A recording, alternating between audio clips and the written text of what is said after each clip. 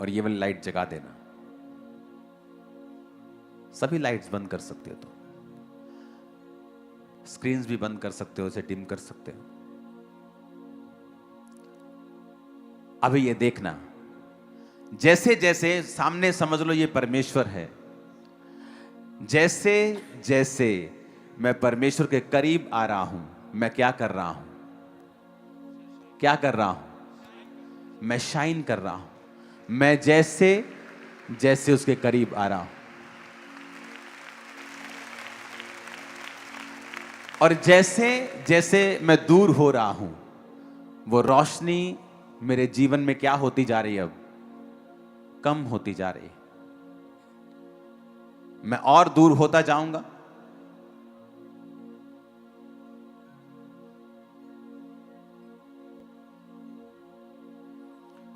अगर मैं दूर हूंगा तो देखो रोशनी क्या हो रही मेरे चेहरे से, क्या हो रही है? कम हो रही है। और आई थिंक सभी लाइट्स आपको बंद करने के लिए बोला था। अब दिख रहे हैं मेरे चेहरे पे रोशनी? कोई बंद हो गई ना? लेकिन जैसे मैं वायदा करता हूं, प्रभु मैं तेरे करीब आऊंगा, मैं रोज तेरी हुजूरी में आऊंगा, और फिर मैं वायदा करके रोज परमेश्वर के सामने जाता हूं, रोज, एवरी डे, रोज रोज। और जितना मैं समय परमेश्वर की प्रेजेंस में बिताता हूं और जितना मैं करीब होता हूं, उतना मैं चमकता हूं। और शैतान क्या करता है? वो मुझे पीछे खींचेगा ताकि मैं इस ग्लोरी को, इस रोशनी को छोड़ूं। वो पाप हो।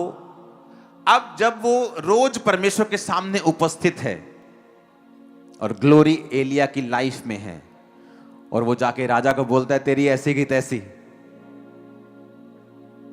मेरे कहे बिना ना बारिश आएगी ना ओस पड़ेगी, मैं जिम्मेवारी लेता हूं, मैं जिम्मेवार हूं इस अकाल का, तेरे पूरे राज्य की दुर्व्यवस्था का, तेरे पूरे राज्य की बर्बादी का कारण मैं हूं, मेरे कहे बिना बारिश नहीं आएगी।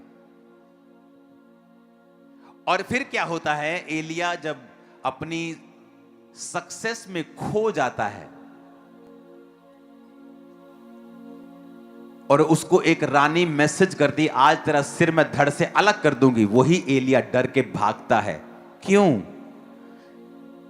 क्योंकि वो दलेरी कहां से आई थी? परमेश्वर के सामने उपस्थित रहने के कारण।